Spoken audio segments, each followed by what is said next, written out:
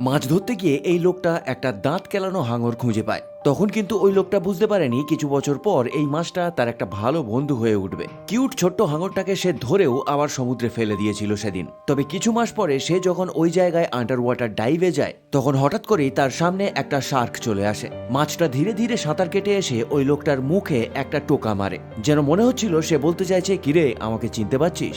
শার্কটার দাঁত কেলানোর রূপ দেখে সে বুঝতে পারে যে এটা সেই মাছটাই যেটাকে কিছু মাস আগে সে ফেলে দিয়েছিল সমুদ্রের মধ্যে। কিন্তু ওই লোকটা কোনোভাবেই এক্সপেক্ট করতে পারেনি যে মাছটা তাকে মনে রাখবে। ওই দিনের পর থেকে সে যখনই ওই জায়গায় ডাইভে যেত, মাছটা সাঁতার কাটতে কাটতে দাঁত কেলানো মুখ নিয়ে তার কাছে চলে আসতো। এই জন্য সাঁতার কাটতে যাওয়ার সময় মাঝে মাঝে সে কিছু খাওয়ারও নিয়ে যেত মাছটার জন্য। একদিন শার্কটা তার বউকেও নিয়ে আসে দেখা করানোর জন্য। আর কয়েক সপ্তাহ এইভাবে দেখা সাক্ষাতের পর সে দেখে শার্কটা তার পুরো কলোনিকে নিয়ে চলে এসছে এবং ওই লোকটা মাঝ সমুদ্রে হাঙরের একটা গ্রুপের মাঝখানে সাঁতার কাটার এক্সপিরিয়েন্স করতে পারে। সত্যি এরকম ভাগ্য খুব কম মানুষেরই হয়।